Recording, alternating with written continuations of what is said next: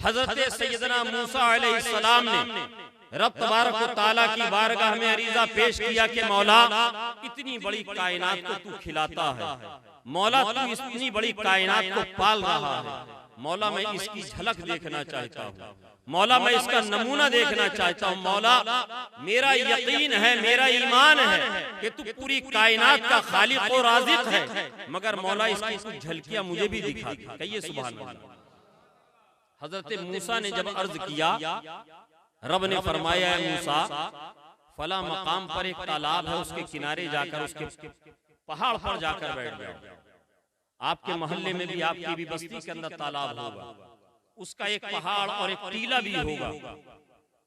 हजरत सैयदना मूसा अलैहिस्सलाम रब तबारक व तआला ने जब इरशाद फरमाया तो पहुंचे, उस टीले के पास जाकर बैठ गए और सोचने लगे कि इस जगह पर तालाब के किनारे, इस तालाब के पहाड़ के ऊपर रब तबारक व तआला मुझे अपने कौन से मजहरों के जलवे दिखाएगा, अपनी कौन सी कुदरत के मुझे जलवे दिखाएगा। हजरत मूसा अलैहिस्सलाम फरमाते हैं कभी मैं बैठा हुआ था कि अचानक मेरी नजर जमीन के खित्ते पर जाती है, मैं जमीन के खित्ते को देखता हूँ तो उस पर मेरी क्या नजर पड़ती है और उस पर क्या देखता हूँ, एक चींटी है, एक चींटी है, वो अपने आगे के बाजुओं से एक चावल के दाने को उठाकर जा रही है। एक चूंटी है, आगे के बाजुओं से चावल के दाने को उठाकर लिए जा रही है। हजरत मूसा अलैहिस्सलाम फरमाते हैं कि मैं उस चूंटी को देखता रहा। फरमाते हैं वो चूंटी तालाब के किनारे पड़े हुए कंकरों और पत्थरों के ऊपर चढ़कर खड़ी हो गई। अचानक तालाब के अंदर से एक मेंढक नमूदार हुआ, एक मेंढक बाहर आया, उसने पत्थर के ऊपर अपना बाजू रखा, अपना मुंह खोलकर जबान बाहर कर दी। हजरत मूसा अलैहिस्सलाम फरमाते चींटी उसके बाजू पर हाथ पर चढ़ती हुई उसके मुंह में, उसकी जबान पर जा बैठी, चावल का दाना लेकर बैठ गई। मेंढक ने जबान को अंदर किया, मुंह को बंद किया, वापस तालाब के अंदर छलांग लगा दी। तालाब में छलांग लगा दी। हजरत मूसा अलैहिस्सलाम बहुत देर तक वहां बैठे रहे, सोच में पड़े रहे कि आखिर मामला क्या है, आखिर मुअम्मा क्या है। थोड़ी देर के बाद हजरत मूसा अलैहिस्सलाम फरमाते हैं कि तालाब की सतह के ऊपर, तालाब के ऊपर फिर वही मेंढक जाहिर हुआ। उसी ईंट और पत्थर के पास आकर अपने हाथ को फैलाकर मुंह को खोलकर जबान को बाहर किया। अब वो चूंटी उसकी जबान पर से उसके हाथ को उतरकर नीचे उतरी और जमीन पे रेंगती हुई चली गई।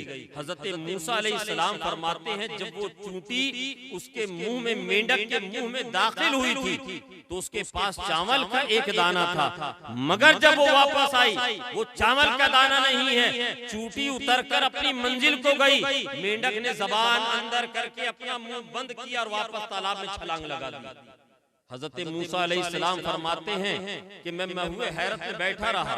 मैंने अर्ज की मौला ऐ परवरदिगार, चूंटी एक चावल का दाना लेकर आई, मौला मेंढक के मुंह में बैठकर तालाब में गई, चूंटी और मेंढक तो वापस आ गए, वो चावल नहीं आया, इसके पीछे माजरा क्या है, आखिर ये राज क्या है, आखिर ये मुअम्मा क्या है, आखिर ये पहेली क्या है। रब ने इरशाद फरमाया है मूसा कलीमुल्लाह सुनो, हमने इस तालाब के बीच में एक टीला बनाया, इस तालाब के बीच में एक टीला है, तालाब के बीच में छोटा सा जजीरा है, तालाब के बीच में छोटा सा आइलैंड है जो पानी के अंदर समाया हुआ है।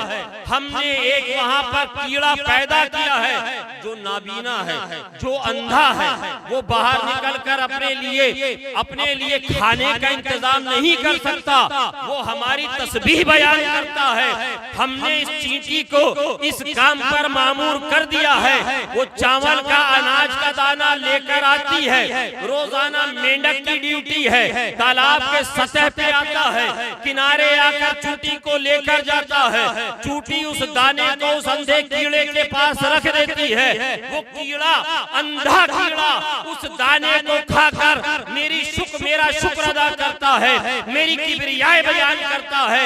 ऐ मूसा सुनो, हमने तुम ये पूछ रहे हो इतनी बड़ी कायनात को कैसे पालता है।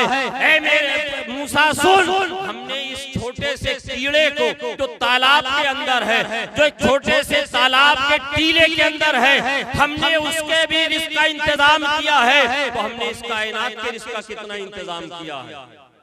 ऐ मुसलमानों जरा गौर करो, जो परवरदिगार जमीन की मखलूक को भूखा मरने नहीं देता है, जो रब हमारे दुनिया में आने से पहले हमारे रिस्क का इंतजाम दुनिया में कर देता है माँ की शक्ल में, उसके बाद हमारा वजूद होता है, उसके बाद हम दुनिया में आते हैं।